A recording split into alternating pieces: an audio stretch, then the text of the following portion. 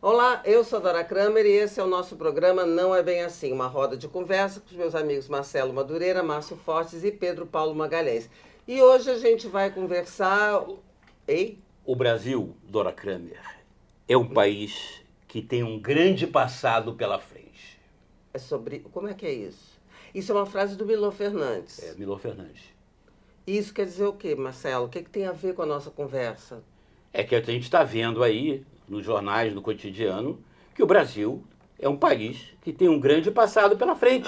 A gente engatou a marcha ré, Dora. Acho que eu entendi. Tem várias iniciativas. Bom, para começar, o slogan do governo, Brasil voltou, né? E parece que tem assim, vários episódios de que voltou para trás. É sobre isso que a gente vai conversar, é por isso que você falou do nosso passado pela frente. Nosso passado pela frente. E também tem aquela do Pedro Malan, que aqui até o passado é incerto, né? Mas nesse caso não. Nesse caso é certo. E sabe o que é certo nesse passado que a gente vai conversar? O tanto de erros que são repetidos agora. Vamos começar? Você fica aí que a gente já vai iniciar a nossa roda de conversa.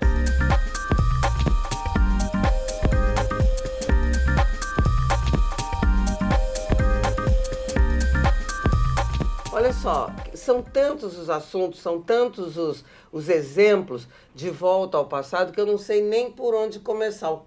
Gente, olha, tem a tal da refinaria de Abreu e Lima, né, lá em Pernambuco. Uma refinaria que ficou pela metade, o orçamento inicial era 2 bilhões e pouco, terminou em quase 20 bilhões. Hoje produz a metade e agora o governo quer retomar, vai retomar, já anunciou que vai retomar esse projeto e que vai botar 8 bi, né? 8 bi para começar, né?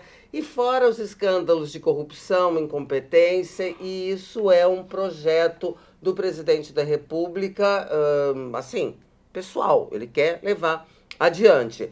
E ele se inscreve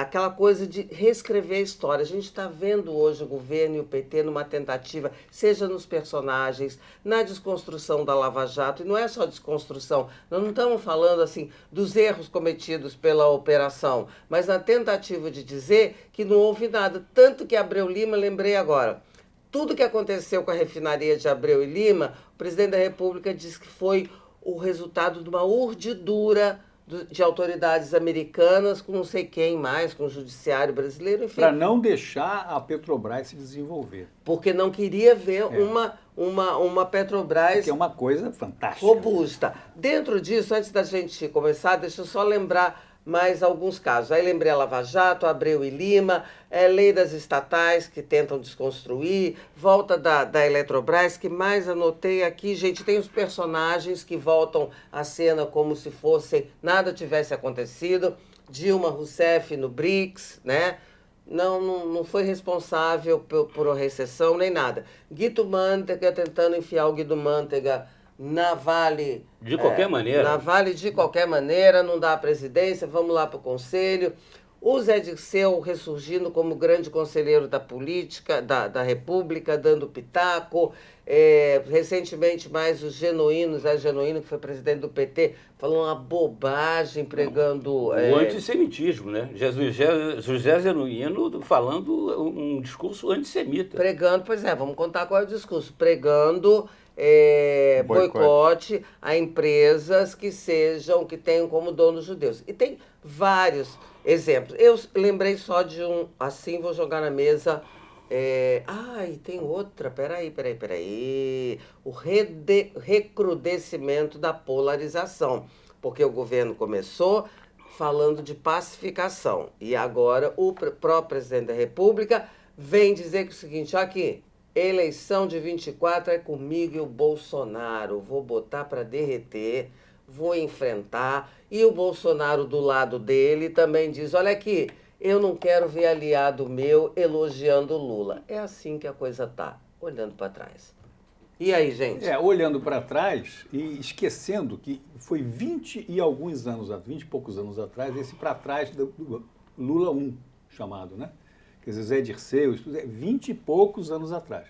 Então não adianta achar, o PT naquele momento era um, o PT hoje é outro.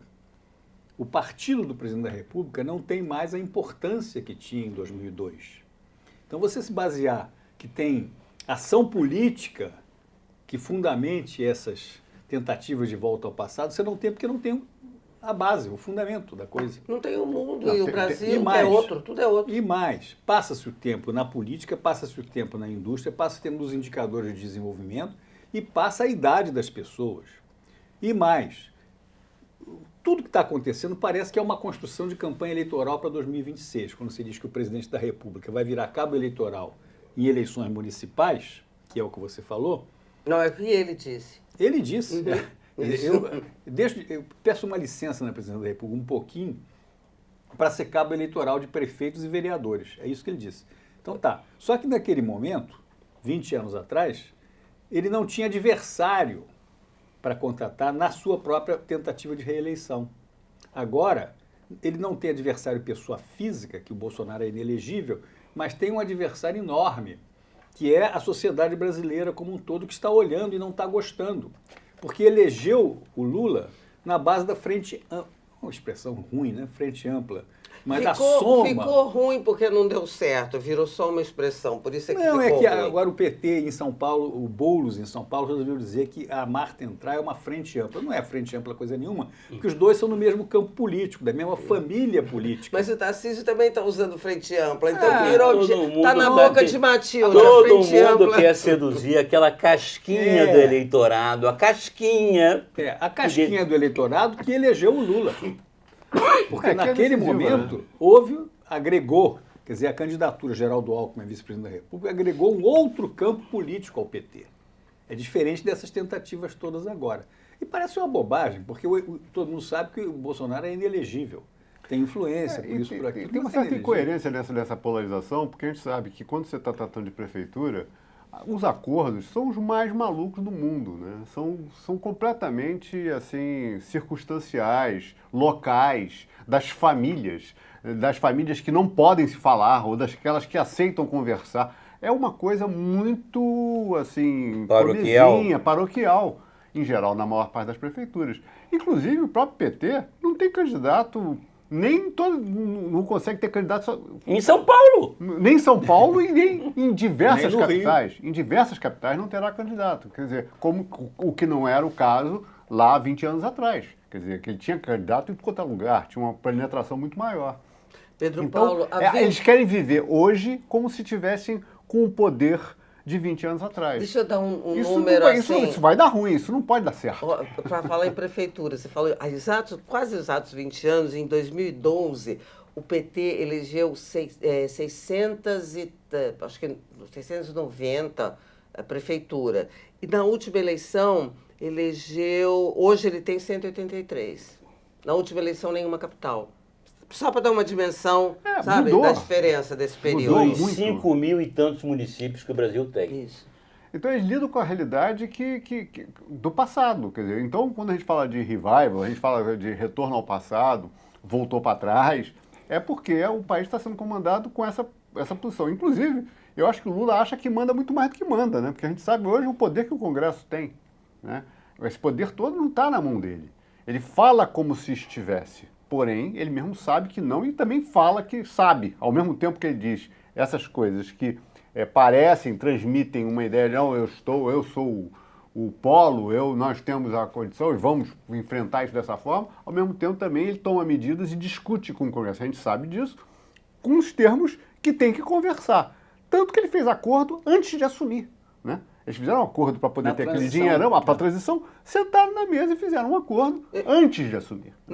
Tanto que nem estão pensando na sucessão dos poderes de Câmara e do Senado, que é em 25, e que a discussão se rola agora, nesse ano de 24, nem passa pela cabeça de confrontar, de entrar nessa disputa por causa disso. Não, sabe? Mas aí é porque eles têm uma experiência do passado que foi complicada, né? Então, Dilma, você junta... tentou fazer e quebrou a cara. A experiência do passado com a situação do presente faz o governo não botar. Agora, Marcelo está quietinho aqui. Não, que eu tô assustado, porque me lembra aquele filme dos zumbis, né? A volta dos mortos-vivos. Então eu vejo uma refinaria, eu vejo figuras da política saindo da cova, andando pelas ruas, se alimentando de cérebros. É um terror. É um filme de terror que vocês estão aqui meio que dando um trailer, é isso? Eu acho. Eu sem querer ser situacionista nem nada, quer dizer, a conjuntura é completamente diferente. A conjuntura, hoje o Pedro Paulo relatou bem, a correlação de forças é inédita. A força do Congresso, e não é a força do Congresso apenas para barrar leis, para derrubar vetos e não apreciar medidas provisórias, que é o clássico, não é aquela coisa assim. É o poder da busca de mais recursos na eleição de 2026. Quer dizer, quem eleger mais deputados federais em 2026, o partido que tiver mais deputados, vai ter um quinhão maior no butim do fundo eleitoral e do fundo partidário. Será por isso que o Lula está entrando de cabeça na eleição de prefeito, que é para fazer vereador e daí fazer deputado e fazer não tem a menor o PT? dúvida. É por isso, a formação, o gênese do deputado federal em 2026 é o vereador hoje. É a campanha de vereadores, porque o vereador, o candidato a vereador que não é eleito, aqui no Rio, por exemplo, uma cidade como Caxias, os votos que ele tenha em Caxias somam para o estado todo daqui a 2 anos. Então, uma coleção de candidatos em vários municípios, tem umas correlações empíricas nessa coisa assim, cada 100 vereadores gera 2 deputados federais. É uma coisa mais ou menos assim. Você está elegendo cabos eleitorais e está Qualificados. cevando cabos eleitorais, mesmo aqueles que percam. Isso, né? qualificados. Por isso é que o presidente entra com esse interesse, né? Com esse interesse. Agora você vê como é que... Mas aí é contraditório, né? Porque Por quê? se ele entra nisso polarizando, será que esse é o caminho mesmo para você conseguir ter esse resultado? Mas, Pedro Pô, Paulo, tenho o eleitor dúvidas. não está polarizado ou não? Tem um erro aí de cálculo? Eu acho que existe uma intenção clara dos 2 polos, né, dos núcleos dos 2 polos, seja o Lula e o Bolsonaro, de acentuarem a polarização, porque eles vivem em simbiose, um precisa do outro para fazer esse ciclo vicioso continuar funcionando. Isso é um Pra ciclo coisa girar em torno vicioso. deles, A política gira em torno deles. Daqui a pouco você vai ter eleição para síndico de prédio, em que um é bolsonarista e outro é lulista. Já deve estar acontecendo. Já tem nas Já deve famílias, estar acontecendo. já tem no trabalho, as pessoas se dividem assim. E Já isso, teve para mais, eles, né? não, eu acho que não, isso acho que está se agudizando, Márcio. Mas já foi pior, na minha leitura. Não, foi quando pior. o presidente toma para Não, tem si... momentos piores para trás. Mas eles podem recrudescer, se continuando a cevar dessa Ao forma. mesmo tempo, o governo, que não é só o Lula tem lá as coisas dele do passado, faz discurso, palanqueiro, como ele só, não é? Mas tem coisas, por exemplo, a desoneração da folha de pagamento de alguns setores da economia. Isso é invenção lá do governo Dilma Rousseff, porque o atual governo tem uma coisa esquisita, que não bate, que é a ação política do ministro da Fazenda. Que é interessante. É um Mas, pouco Márcio, descolado por do mais que o contexto. governo tenha razão na questão da desoneração, na essência, que é o que você vai explicar, que eu já sei, Não ele vou explicar. perde a razão quando faz da maneira que fez. Claro. E aí pronto. É isso mesmo. Ao mesmo tempo acirra a polarização quando Isso. corretamente resolve cobrar imposto de pastores, Pois de é. religiosos em geral. Ó, tem um movimento, Medida que eu acho correta, mas... mas a Cobrar o maneira de fazer, pois é, Mas por é que, óbvio, que não, por que por essa que, que não isenção? conversou antes? Mas porque essa isenção foi lançada pelo Bolsonaro 2 anos atrás para efeitos eleitoreiros. Sim, Para juntar o... Posso dar uma opinião, porque eu acho que é isso? Porque fica um mistério. Por que o governo vai para esse confronto? Eu acho que tem uma hora que o Lula não tem noção ainda da mudança das coisas.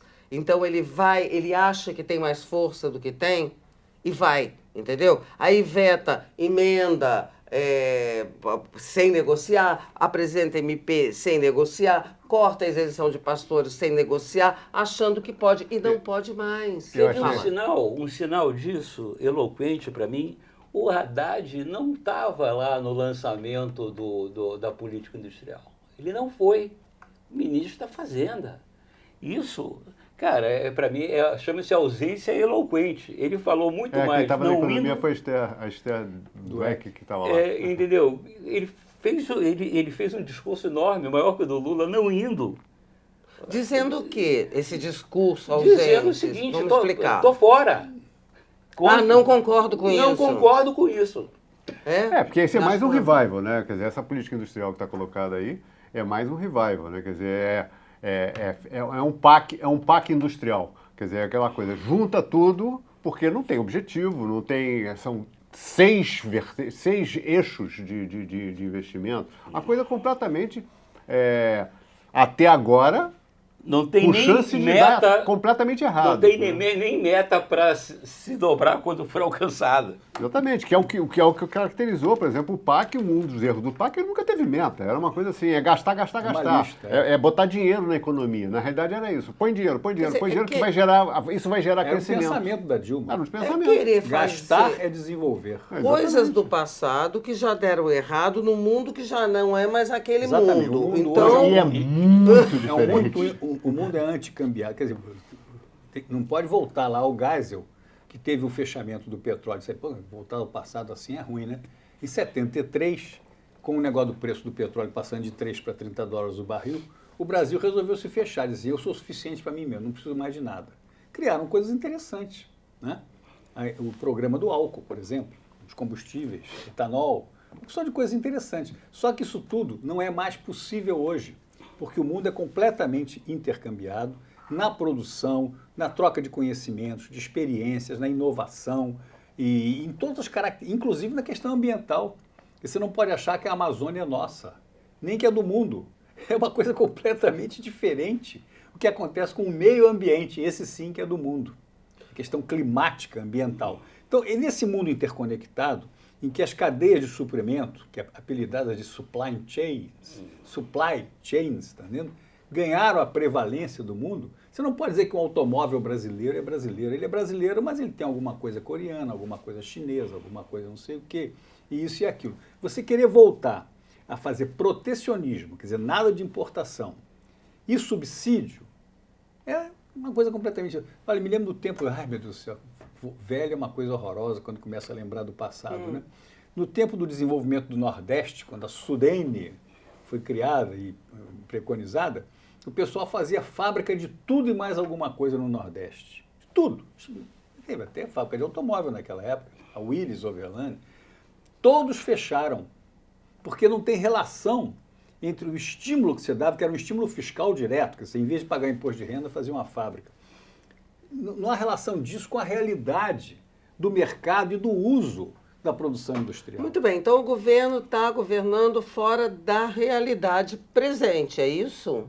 É uma realidade De que certa nunca forma, sim. foi mesmo realidade alguns anos atrás, Ah, tá. mas que é um bom discurso, entendeu? Um bom discurso para Mas certas não camadas. tendo rebatimento na realidade, Não vai dar certo. Isso, a chance de dar errado é grande. Ou de não dar em nada. Ou seja, não dando eleitoralmente um governo que quer permanecer em um partido, como legitimamente todo partido quer permanecer, corre um sério risco de perder, porque, como lembrou o Márcio aqui no início, hoje há adversários que não havia na sociedade, eu digo, eleitoralmente, a direita e tal. Não? Quer dizer... Eu acho que o maior risco que eles correm também, por incrível que pareça, é pelo fato de que o oposto, que é o Bolsonaro, não vai estar na cédula lá em 2026. O que pode ser uma vantagem para o Lula, porque o Lula é imbatível para outros, porém pode ser o contrário, né? Você pode com isso conseguir construir uma agregação de forças em contraposição de acordo com o resultado que estiver acontecendo no país. Inclusive de como da isso estiver economia. Outras acontecendo. pessoas... Exatamente. Tanto o Haddad, que não foi lá na política industrial, mas já começou a falar em cortar gasto.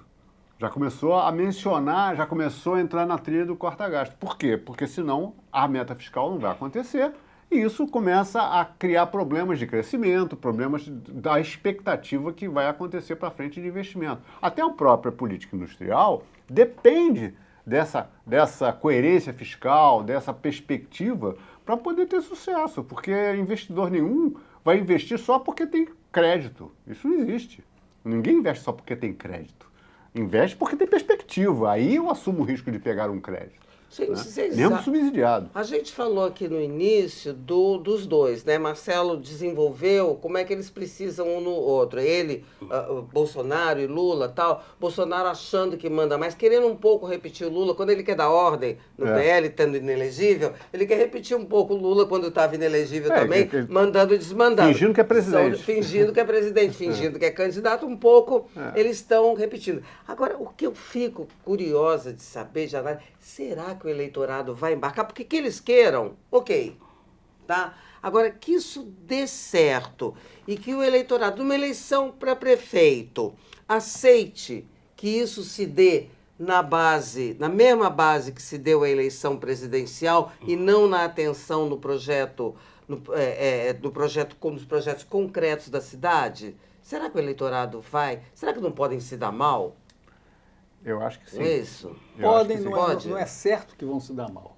É certo que não vão se dar bem. Ah. Vamos supor isso. Quer dizer, não vai ter resultado. São 6 princípios da nova política industrial, por exemplo, né? Um deles é a redução em até 20% do tempo do deslocamento urbano. Isso. Eu vi lá. 20%. Tá bem. Isso vai direto As pessoas. no dia a dia da população. É. Se acertar uma coisa dessas, ganha eleitoralmente. É. Como é que acerta?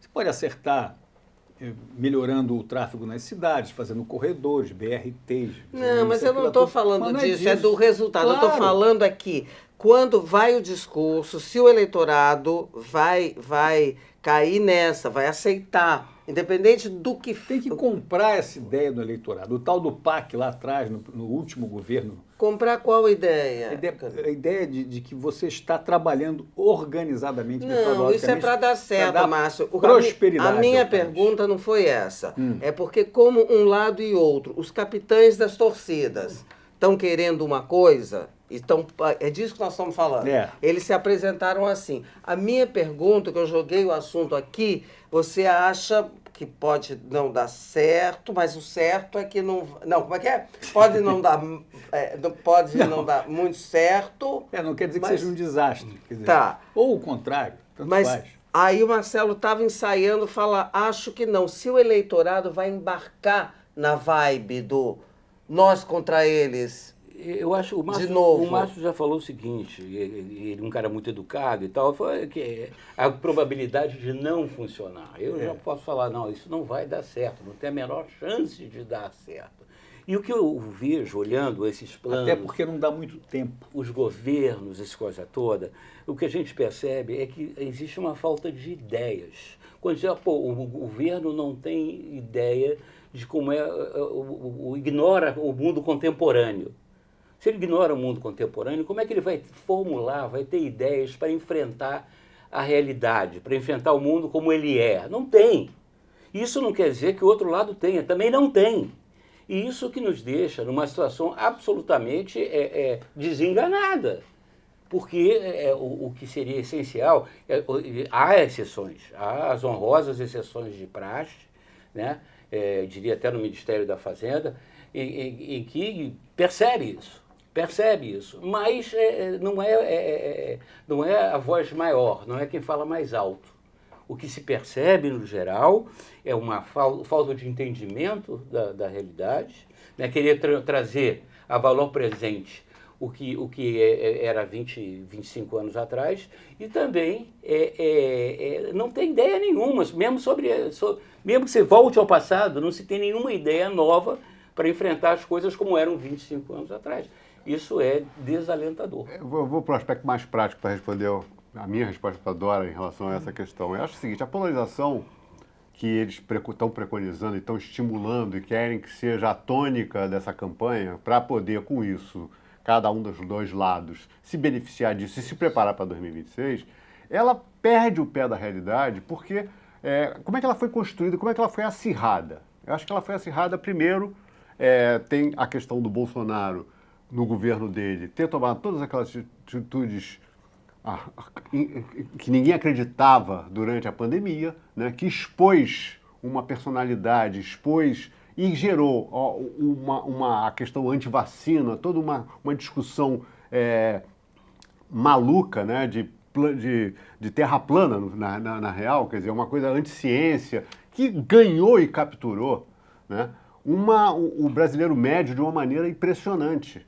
mostrando o nível de cultura, o nível de entendimento, que a gente fica falando, o Brasil, mas nos Estados Unidos acontece a mesma coisa, quer dizer, você tem a mesma situação, tá aí, né? Você tem a mesma radicalização com os mesmos conceitos, né? Inclusive agora o Trump está vindo para a questão